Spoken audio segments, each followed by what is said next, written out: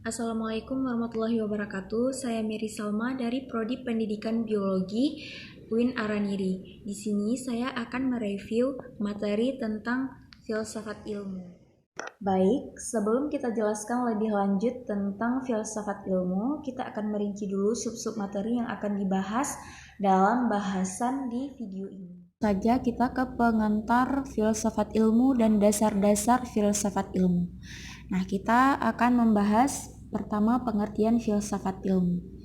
Filsafat ilmu adalah cabang filsafat yang mempelajari dan mempertanyakan secara sistematis mengenai hakikat pengetahuan ilmu yang berhubungan dalam masalah-masalah filosofis dan fundamental yang terdapat pada ilmu untuk mencapai pengetahuan yang ilmiah. Contohnya dijelaskan oleh Lacey 1996 yang membuat beberapa poin bahasan yang akan dieksplorasi dalam filsafat ilmu. Poin-poin pokok bahasan tersebut adalah yang pertama, ada hakikat ilmu itu sendiri. Yang kedua, tujuan dari ilmu. Yang ketiga, metode ilmu. Yang keempat, bagian-bagian ilmu. Dan yang kelima, jangkauan ilmu.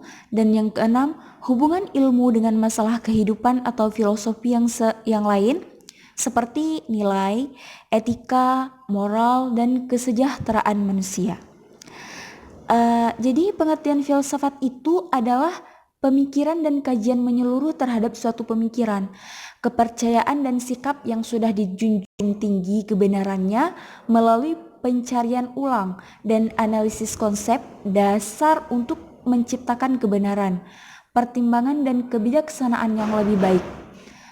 Filsafat secara harfiah berarti mencintai kebijaksanaan. Itu artinya filsafat juga memiliki arti mencintai, mencari, menuju penemuan kebijaksanaan atau kearifan.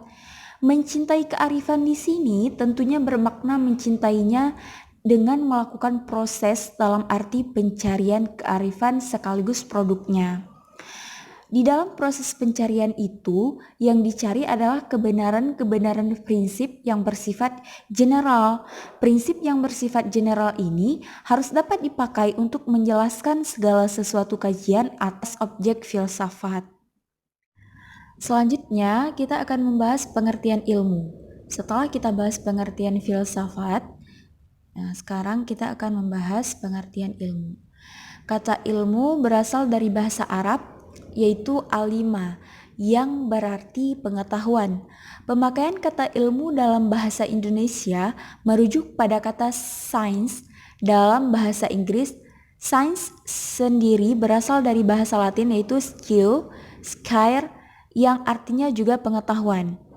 Ilmu adalah pengetahuan, namun ada berbagai macam pengetahuan seperti pengetahuan biasa dan pengetahuan ilmu.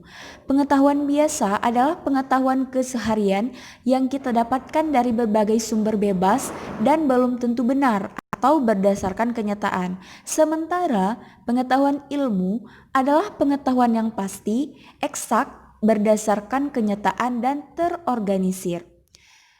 Selanjutnya, pengetahuan ilmu. Nah, jadi ilmu harus disusun secara sistematis dan berdasarkan metodologi untuk berusaha mencapai suatu kesimpulan atau generalisasi. Ilmu terbagi menjadi 3 kategori pembentukannya, yaitu hipotesis, teori, dalil hukum. Nah, dalam kajian ilmiah untuk membangun ilmu, jika data faktual yang terkumpul masih belum banyak atau belum cukup, maka peneliti baru membentuk hipotesis. Itu hipotesis. Hipotesis adalah dugaan pemikiran berdasarkan sejumlah data terbatas yang belum cukup kuat. Jadi, hipotesis akan memberikan arah pada penelitian untuk menghimpun data yang dibutuhkan. Data yang telah dihimpun dan dinilai cukup sebagai hasil penelitian dihadapkan pada hipotesis. Selanjutnya, pengertian pengetahuan. Pengetahuan berasal dari bahasa Inggris yaitu knowledge.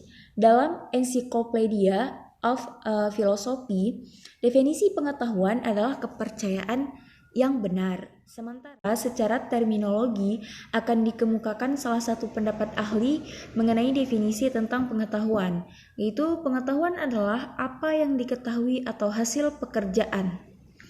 Pekerjaan tersebut adalah hasil dari kenal, sadar, insaf, mengerti dan pandai. Pengetahuan itu adalah semua milik atau isi pikiran. Dengan demikian, pengetahuan merupakan hasil proses dari usaha manusia untuk mengetahui atau tahu, menurut Ghazalba 1973. Nah, jadi pengetahuan adalah suatu proses kehidupan yang diketahui manusia secara langsung dari kesadarannya sendiri. Orang terutama John Dewey tidak membedakan pengetahuan dengan kebenaran antara knowledge dengan truth. Jadi, menurut Dewey, pengetahuan itu harus benar. Kalau tidak benar, maka hal tersebut bukanlah pengetahuan. Selanjutnya, jenis-jenis pengetahuan. Burhanuddin Salam mengemukakan bahwa pengetahuan yang dimiliki manusia ada 4, yaitu yang pertama, pengetahuan biasa. Jadi pengetahuan biasa merupakan pengetahuan yang dalam filsafat dikatakan dengan istilah common sense atau nalar wajar, sesuatu yang masuk akal. Terkadang disebut sebagai good sense pula, yang berarti pengetahuan yang diterima secara baik. Selanjutnya, jenis pengetahuan yang kedua yaitu pengetahuan ilmu.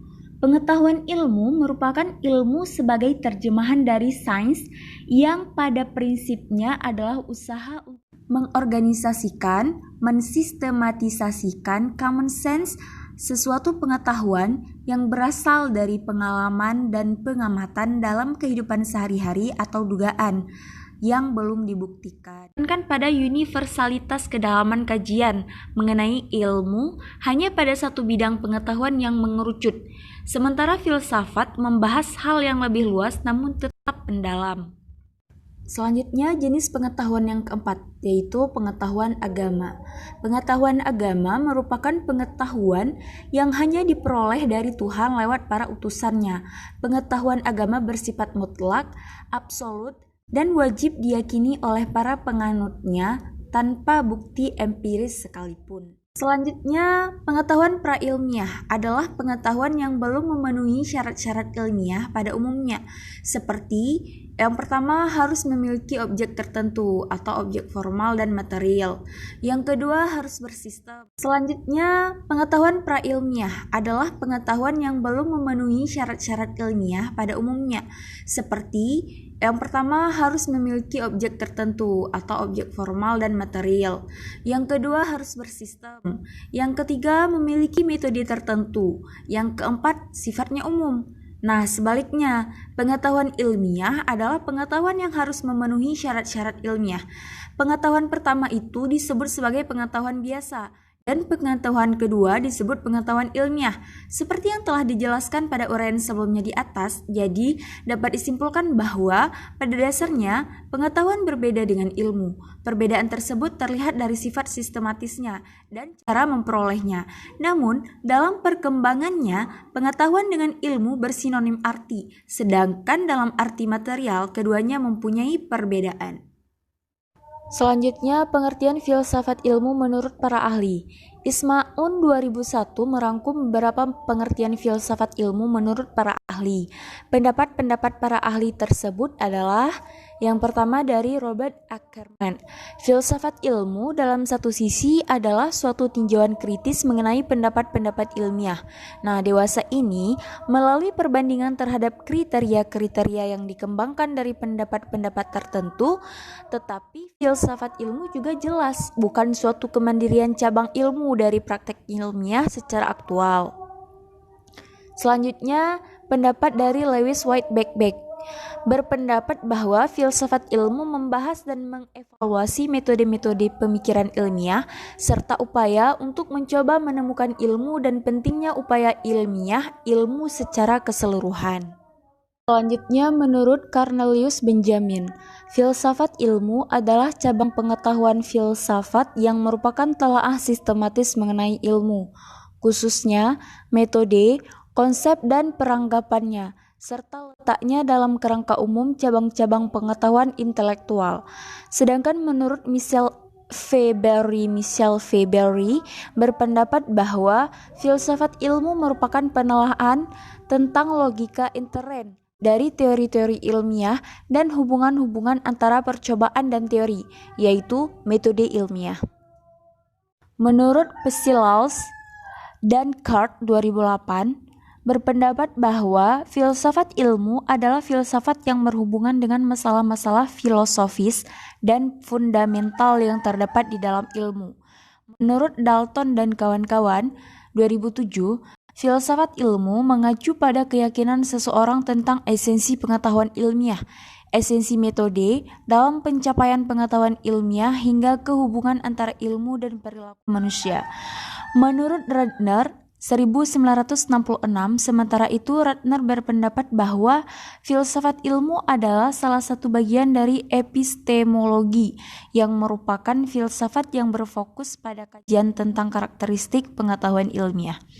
Menurut Hanurawan 2012, filsafat ilmu merupakan salah satu cabang filsafat, khususnya dalam epistemologi yang mempelajari hakikat pengetahuan ilmu. Selanjutnya, ruang lingkup filsafat ilmu.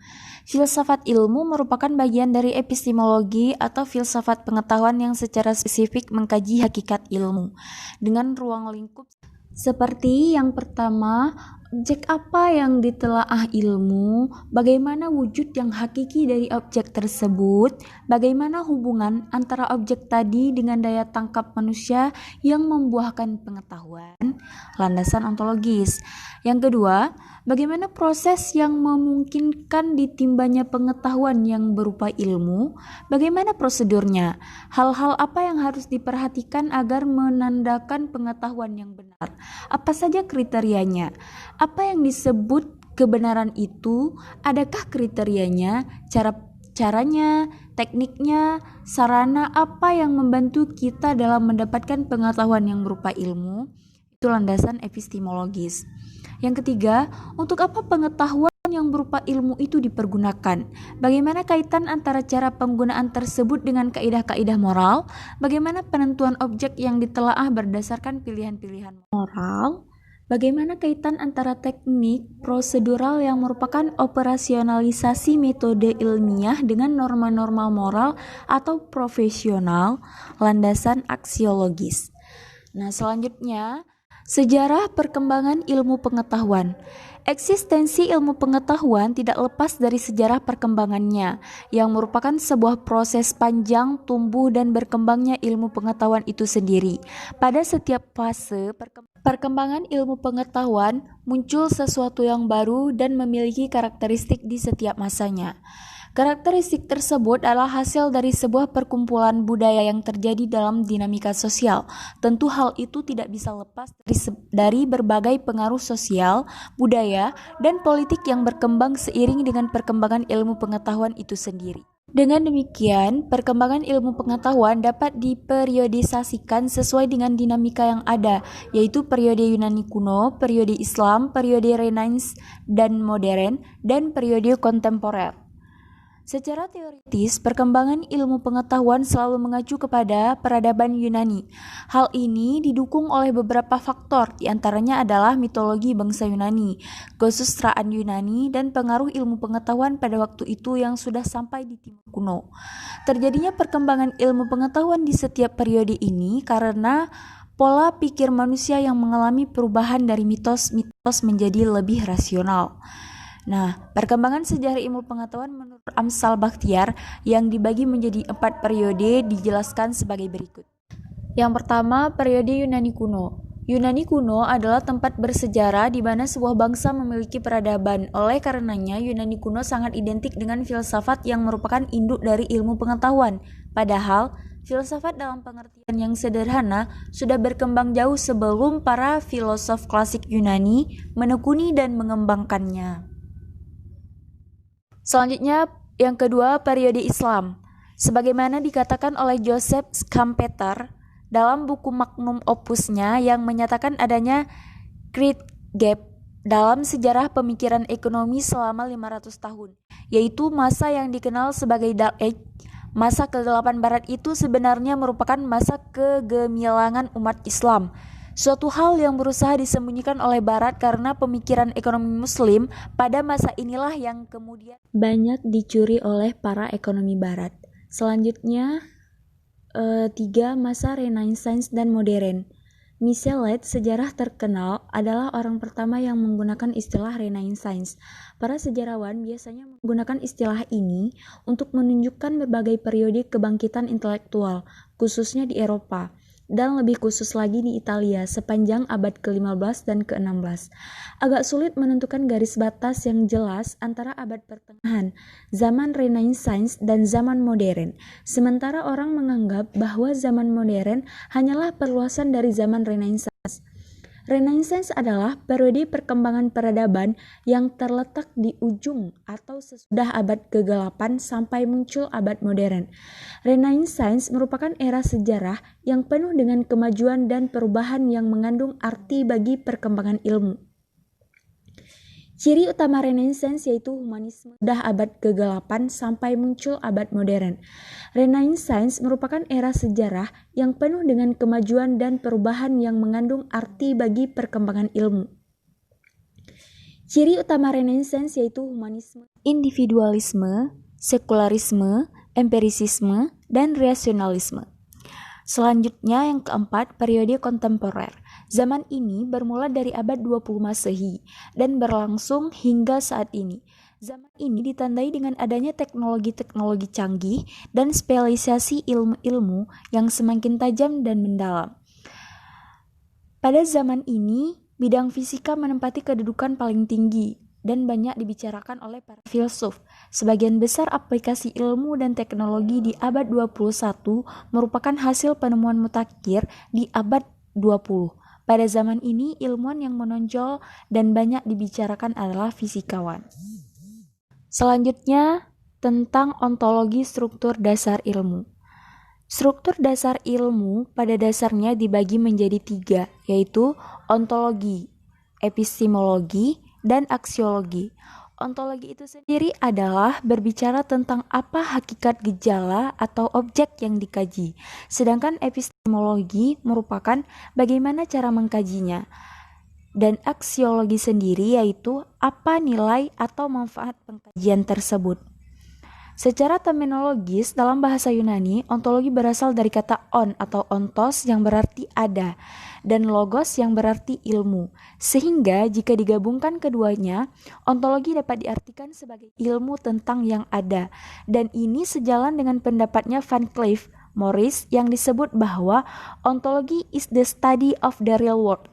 Nong Muhajir Bakhtiar 2004 menjelaskan bahwa ontologi membahas tentang ilmu tentang yang ada, dan ini sejalan dengan pendapatnya Van Cleef Morris yang disebut bahwa ontologi is the study of the real world.